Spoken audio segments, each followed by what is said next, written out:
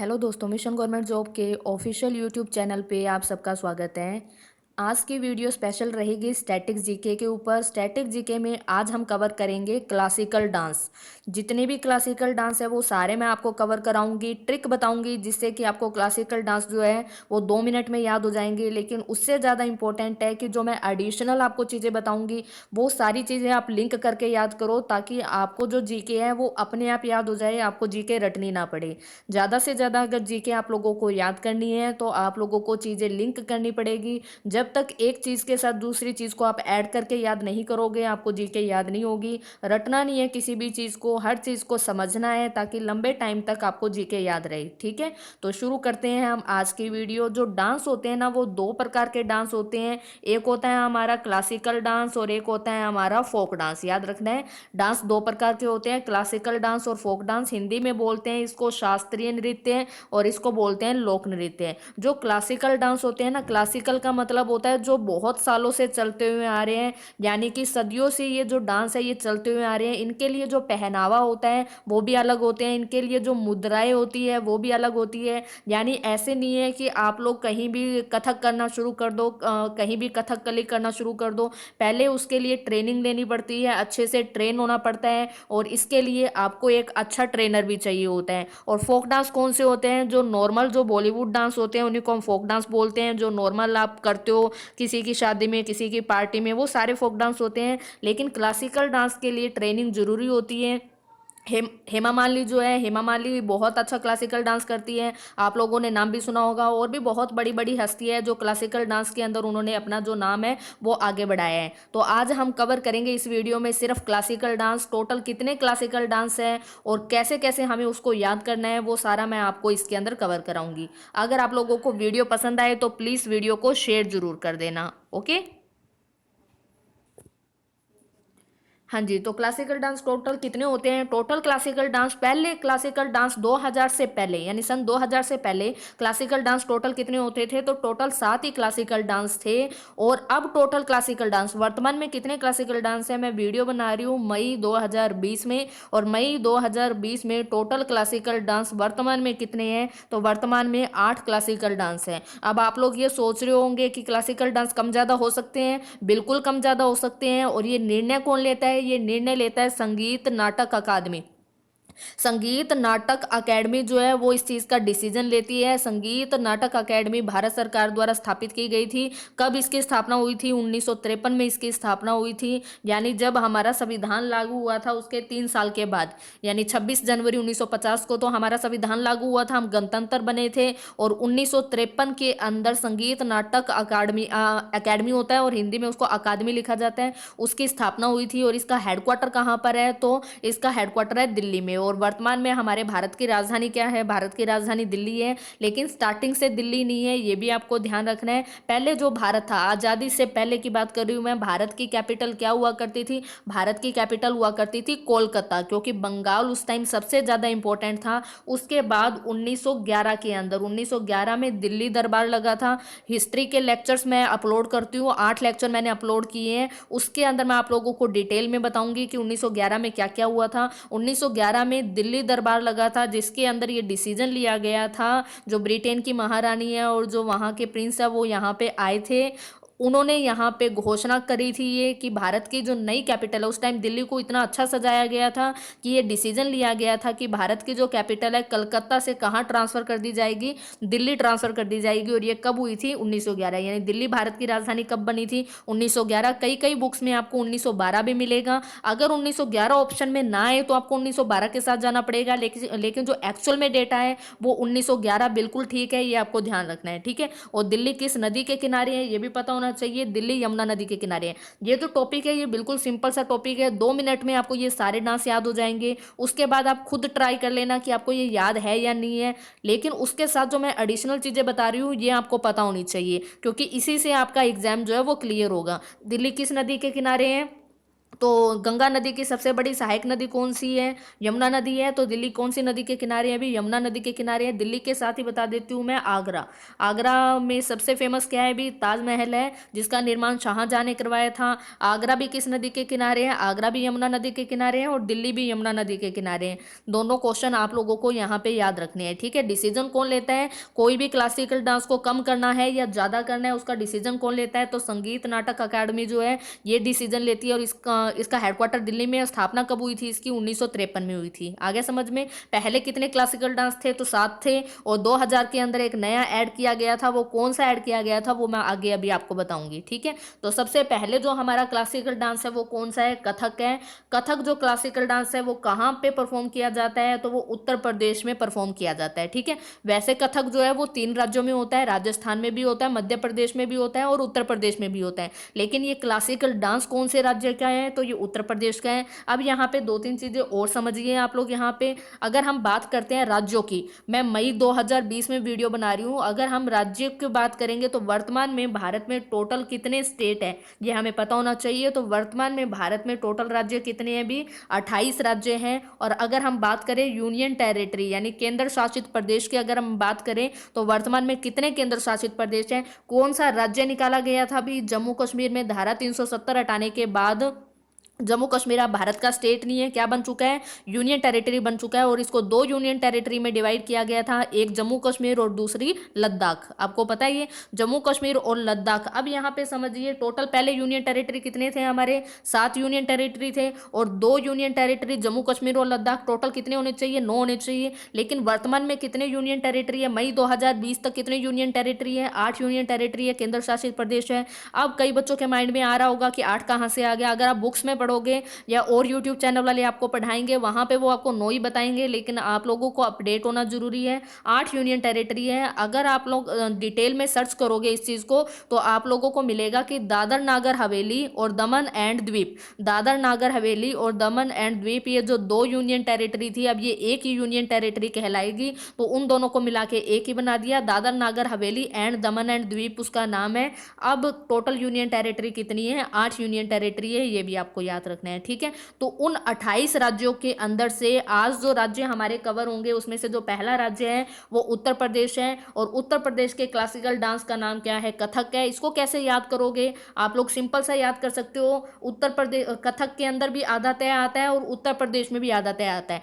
एक बार आप ये ट्रिक माइंड के अंदर अगर आप इसको सेट कर लोगे तो कभी भी नहीं भूलोगे आप लोग। कथक में कंफ्यूजन क्या रहती है? बच्चों के दिमाग में कंफ्यूजन रहती है केरल ट्रिक करें या उत्तर प्रदेश ट्रिक करें। अब यहाँ पे उत्तर प्रदेश के साथ टिक करना है या केरल के साथ टिक करना है। तो आप लोग ये ट्रिक याद रखो कि कथक के अंदर भी आधा तय आता है, उत्तर प्रदेश में भी आधा तय आता है। यानी कथक कहाँ का क्लासिकल डांस है? तो उत्तर प्रदेश का ये क्लासिकल डांस है। उत्तर प्रदेश से एक क्वेश्चन और याद रखना है। 2011 की जनगणना के अनुसार, 2011 की जनगणना के अनुसार अगर हम बात करें पूरे भारत की जनसंख्या की, अगर हम बात करें तो जनसंख्या के अनुसार पूरे भारत का सबसे बड़ा राज्य कौन सा है? तो उत्तर प्रदेश है, ये भी आपको ध्यान रखना है। और जनसंख्या के अनुसार सबसे छोटा राज्य कौन सा है? तो उसका आंसर क्या हो जाएगा? सिक्किम।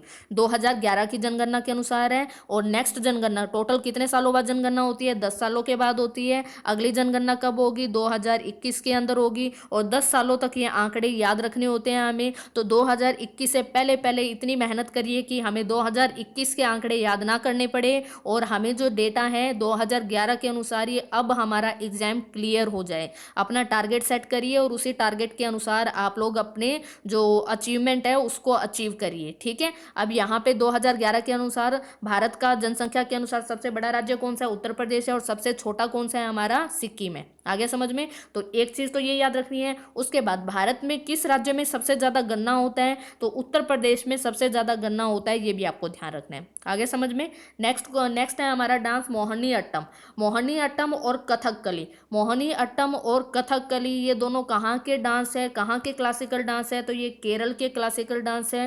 केरल की कैपिटल क्या है? भी तिरुवनंतपुरम है। और उत्तर प्रदेश की कैपिटल क्या है? तो उत्तर प्रदेश की कैपिटल लखनऊ है, ये आपको ध्यान रखना है। लखनऊ गोमती नदी के किनारे है, जैसे दिल्ली यमुना नदी के किनारे है, लखनऊ गोमती नदी के किनारे है, ठीक है। अब मोहिनी अट्टम और कथकली ये दोनों कहाँ के हैं? ये दोनों केरल के हैं। अब इसको आप कैसे याद करोगे? इसको भी याद करने का एक तरीका है। अगर हम बात करें 2011 की जनगणना के अनुसार तो बहुत सारी रिपोर्ट्स आती हैं। आपको ये भी पता होता है कि किस राज्य की साक्षरता दर ज़्यादा है, ये भी पता होता है किस राज्य का लिंग अनुपात ज़्यादा है। अगर मैं 2011 की जनगणना के अनुसार अगर बात करूं तो भारत के किस राज्य की साक्षरता दर जो है सबसे ज़्यादा है, तो किस राज्य की साक्षरता दर सबसे ज़्यादा थी, तो केरल की जो साक्षरता दर है वो सबसे ज़्यादा है। ठीक है, साक्षरता का मतलब है अक्षर का ज्ञान होना। वैसे इतना पर्याप्त नहीं है कि अक्षर के ज्ञान से ही हमें सब कुछ पता चल जाए। साक्षरता से जो आगे बढ़ के देखा जाता है वो एजुकेशन को देखा जाता है। अगर एक इंसान एजुकेटेड होगा तो वो डिसीजन ले पाएगा कि उसके लिए क्या सही है और क्या गलत है। जैसे अभी लॉकडाउन है, लॉकडाउन के अंदर कई बच्चे यही सोच रहे हैं पता नहीं पेपर होंगे या नहीं होंगे, जब तक एग्जाम डेट नहीं आ जाती तब तक हम तैयारी नहीं करेंगे। तो आप लोग अपनी एजुकेशन का सही यूज़ करिए, आज नहीं कल लॉकडाउन भी ओपन होगा, हालात भी सही हो जाएंगे और एग्जाम्स भी होंगे, और उस एग्जाम में वही स्टूडेंट सक्सेसफुल होंगे जो इस लॉकडाउन के अंदर मेहनत करेंगे। ठीक है, तो साक्षरता दर का मतलब होता है अभी सिर्फ इसके ऊपर काम किया जा रहा है कि नॉर्मल लिखना पढ़ना किसको आता है, उसके ऊपर भारत सरकार काम कर रही है। उसके बाद एजुकेशन तक सोचा जाता है। ठीक है, तो किस राज्य में साक्षरता दर 2011 के अनुसार सबसे ज़्यादा थी, तो केरल की सबसे ज़्यादा थी। और उसके बाद याद रखना है किस राज्य का लिंग अनुपात सबसे ज़्यादा था। लिंग अनुपात का मतलब होता है कि 1000 लड़कों के ऊपर टोटल लड़कियां कितनी है, यानी लड़कियों की संख्या कितनी है। तो 2011 की जनगणना के अनुसार अगर हम बात करें तो जो केरल राज्य है उसका लिंग अनुपात जो था वो सबसे ज़्यादा था। वहाँ पे लड़कियों की संख्या लड़कों की संख्या से ज़्यादा थी, और ऐसा होना भी चाहिए। आप लोग मुझे कमेंट करके बताओगे कि 2011 की जनगणना के अनुसार केरल का लिंग अनुपात कितना था। ठीक है, या आप लोग मुझे कमेंट करके बताओगे। जो पढ़े लिखे लोग थे उनमें थोड़ी समझ विकसित हुई, और जो भ्रूण हत्या है वो कम हुई। वैसे तो नॉर्मल आप देखोगे कि पहले बहुत कम होती थी, लेकिन जैसे जैसे एजुकेशन में ग्रोथ करना शुरू कर दिया लोगों का, कुछ जो दिमाग होता है वो अलग ही साइड चलना शुरू हो गया, और जो कन्या भ्रूण हत्या है उसको बहुत ज़्यादा बढ़ावा मिला। ऐसा नहीं होना चाहिए। केरल में साक्षरता दर भी सबसे ज़्यादा है, और केरल के अंदर जो लिंग अनुपात है जो सेक्स रेशो है वो भी सबसे ज़्यादा है। ठीक है, अब यहाँ पे याद रखना है कि लड़कियां ज़्यादा है केरल के अंदर। आप लोग मुझे बताओगे कि कितना लिंग अनुपात है, और लड़कियों के ही तो नाम होते हैं ना। आप देखो कथकली जो होता है, कली होता है और मोहिनी होता है। मोहिनी और कली दोनों किसके लिए यूज करते हैं, हम गर्ल्स के लिए यूज करते हैं। तो मोहिनी अट्टम और कथकली दोनों कहाँ का डांस फॉर्म है, तो केरल का डांस फॉर्म है। एडिशनल चीजें जितनी मैंने बताई है वो आपको याद रखना है। पेपर में क्वेश्चन आता है कि सबसे ज्यादा लिंग अनुपात किस राज्य का था, तो केरल का। सबसे ज्यादा साक्षरता दर कहाँ की थी, तो केरल की थी। आगे समझ में। और केरल भारत का वो राज्य है जहाँ पे सबसे ज्यादा क्या होते हैं, अभी मसाले होते हैं, ये भी आपको ध्यान रखना है। सबसे ज्यादा मसाले कहाँ होते हैं, केरल में, और सबसे ज्यादा गन्ना कहाँ होता है, यूपी के अंदर होता है। ठीक है, नेक्स्ट है हमारा कुचिपुड़ी। कुचिपुड़ी कहाँ का है, तो आंध्र प्रदेश है। आंध्र प्रदेश से क्या याद रखना है, जब हमारा देश गणतंत्र हुआ था यानी 26 जनवरी 1950, उसके बाद ये डिसाइड, उसके बाद समझ ही नहीं आ रहा था, जो भारत के मंत्री हैं उनको समझ ही नहीं आ रहा था, जो उस टाइम के लीडर थे, कि अब भारत को चलाया कैसे जाए। भारत में बहुत सारे अलग अलग राजा भी हुआ करते थे उस टाइम पे। पूरा भारत ब्रिटिश सरकार के कंट्रोल में तो नहीं था, बहुत सारे रजवाड़े भी होते थे जिनकी रियासतें हुआ करती थी। अब पूरे भारत को चलाना कैसे है उसका डिसीजन लेना था कि कैसे भारत के ऊपर काम किया जाए। तो उसके बाद उसके बाद एक आयोग का गठन किया गया 1953 के अंदर। उस आयोग का नाम क्या था, फजल अली आयोग। उस आयोग का काम क्या था, पूरे भारत का सर्वे करना है और ये चेक करना है भारत में कि भाषा के आधार पर, और भी बहुत सारे कारण थे, उनके आधार के ऊपर भारत के अंदर अलग अलग जो स्टेट है वो कैसे बनाए जाए। तो 1953 में जो ये आयोग गठित हुआ था इसने 3 साल तक काम किया था, और 1956 में अपनी रिपोर्ट दी थी। और इस रिपोर्ट के अनुसार, यानी भाषा के आधार पर, इस रिपोर्ट में उसने बोला था कि भाषा के आधार पर टोटल कितने राज्य बनने चाहिए, 14 राज्य बनने चाहिए और 6 यूनियन टेरिटरी बननी चाहिए। यानी कि 1956 में टोटल कितने राज्य थे, 14 राज्य थे, और यूनियन टेरिटरी कितनी थी, 6 थी। और भाषा के आधार पर बनने वाला पहला राज्य कौन सा था, तो आंध्र प्रदेश था। आ गया समझ में। उसके बाद छठी यूनियन, 6 तो होगी यहाँ पे। चंडीगढ़ जो था वो केंद्र शासित प्रदेश कब बना था, तो जब हमारा हरियाणा पंजाब से अलग हुआ था, यानी 1 नवंबर 1966। 1 नवंबर 1966 को चंडीगढ़ केंद्र शासित प्रदेश बना था। तो टोटल कितने हो गए, 7 केंद्र शासित प्रदेश हो गए। वर्तमान में लद्दाख और जम्मू कश्मीर बने थे तो टोटल 9 हो गए। उसके बाद दमन एंड द्वीप और दादर और नागर हवेली को एक कर दिया गया, तो टोटल 8 यूनियन टेरिटरी है। आ गया समझ में। तो कुचिपुड़ी आंध्र प्रदेश का, इसको कैसे याद करोगे, आप लोग ट्रिक इसके ऊपर बना सकते हो। मान लो कि एक इंसान है, आंधर से याद कर सकते हो अंधा। एक इंसान था, अंधा इंसान था, और उसको जो पूड़ी दी गई वो बिल्कुल कच्ची थी और उसको पता ही नहीं चला। ठीक है, कुचिपुड़ी से याद कर सकते हो कि एक अंधा इंसान था, उसको जो पूड़ी दी गई थी वो बिल्कुल कच्ची थी, उसको पता ही नहीं चला। तो कुचिपुड़ी कहाँ की जो डांस फॉर्म है, तो ये आंध्र प्रदेश का डांस फॉर्म है। एक बार सुनने के बाद दोबारा जब आप इन सबको रिवाइज करोगे आपको अपने आप याद आ जाएगा। मोहिनीअट्टम और कथकली, मैंने आपको बताया था केरल में लिंग अनुपात सबसे ज्यादा था, तो कली और मोहिनी दोनों लड़कियों का नाम था, तो केरल को वहां से याद कर सकते हो। कथक के अंदर बीच में आधा तय आता है, उत्तर में भी आधा तय आता है, तो कथक कहाँ का है, उत्तर प्रदेश का, वहां से याद हो जाएगा। कुचिपुड़ी, कुचिपुड़ी यानी कच्ची पुड़ी किसको दी गई, जो इंसान अंधा था उसको दी गई थी, तो आंध्र प्रदेश। ओके, नेक्स्ट है हमारा भरतनाट्यम। भरतनाट्यम कहाँ का डांस फॉर्म है, तो तमिलनाडु का है। तमिलनाडु की कैपिटल चेन्नई है, ये भी आपको याद रखना है। यहाँ पे आप याद कर सकते हो भरत। भरत मिलने गए थे, भगवान राम से मिलने गए थे, उनकी भगवान राम के प्रति काफ़ी श्रद्धा थी, वो उनके भाई थे, उनका मिलान भी हुआ था। तो भरत, और यहाँ पे तमिल में मिलने जैसा साउंड भी आ रहा है, तमिल मिलने जैसा साउंड आ रहा है, यहाँ पे मिलान वर्ड यूज हो रहा है बीच में। तो भरतनाट्यम कहाँ का है, तो तमिलनाडु का है, ये आपको याद रखना है। ठीक है, उसके बाद तो बिल्कुल आसान है, मणिपुरी जो डांस फॉर्म है वो मणिपुर का है, और मणिपुर की कैपिटल इम्फॉल है, और पूरे विश्व का एकलौता तैरता हुआ नेशनल पार्क, जिसका नाम क्या है भी, Keibul Lamjao National Park. Keibul Lamjao National Park Bharat के किस राज्य में है, मणिपुर में है। ये विश्व का एकलौता तैरता हुआ नेशनल पार्क है, ये भी आपको ध्यान रखना है। ठीक है, नेक्स्ट है उड़ीसी। उड़ीसी कहाँ का है, तो उड़ीसा का ही है। उड़ीसा की कैपिटल क्या है, भुवनेश्वर है, ये बिल्कुल आसान है, कोई प्रॉब्लम नहीं है। उसके बाद लास्ट कौन सा ऐड किया गया था, तो वो है स्तरिया। स्तरिया जो डांस है वो कहाँ का है, आसाम का है, और ये पहले शास्त्रीय नृत्य नहीं था। इसे कब ऐड किया गया था, संगीत नाटक अकादमी के द्वारा सन 2000 के अंदर जो स्तरिया डांस है, इसको असम का क्लासिकल डांस यानी भारत का क्लासिकल डांस इसको घोषित किया गया था। आगे समझ में। और असम में सबसे ज़्यादा क्या होती है भी, सबसे ज़्यादा असम के अंदर चाय होती है, और असम की कैपिटल क्या है, दिसपुर है असम की कैपिटल, ये भी आपको ध्यान रखना है। और असम का जो एक फोक डांस है ना, फोक डांस कौन सा है यहाँ पे, बिहू। असम का फोक डांस सबसे ज़्यादा फेमस है। हालांकि इसका क्लासिकल डांस तरिया है, लेकिन फिर भी ये अपने आप को कहीं भी रिप्रेजेंट करता है तो बिहू ही परफॉर्म किया जाता है। बिहू बहुत फेमस डांस है, पेपर में बहुत बार पूछा गया है बिहू किस राज्य का लोक नृत्य है, तो असम का है। और असम का क्लासिकल डांस पूछा जाए तो स्तरीय है। तो टोटल 8 क्लासिकल डांस थे, मैंने 8 के 8 आपको बता दिए। जल्दी से हम रिवाइज करते हैं कैसे याद करना है। सबसे पहले कथक, कथक कहाँ का है भी, उत्तर प्रदेश का। उसके बाद केरल में लड़कियों की संख्या ज़्यादा है तो याद करोगे मोहिनीअट्टम और कथकली। कुचिपुड़ी, कच्ची पुड़ी किसको दी गई थी, आंध्र प्रदेश, यानी कि जो अंधा था उसे आंध्र प्रदेश हो जाएगा। भरतनाट्यम, भरत का मिलान हुआ था, मिलान से याद रखना है तमिल यानी तमिलनाडु। मणिपुरी में मणिपुर हो जाएगा, उड़ीसी में उड़ीसा हो जाएगा, और स्तरिया कहाँ का है, तो असम का है। आ गया समझ में। तो ये हमारी आज की वीडियो थी। अगर वीडियो पसंद आई है तो वीडियो को शेयर कर देना और लाइक कर देना। Thank you.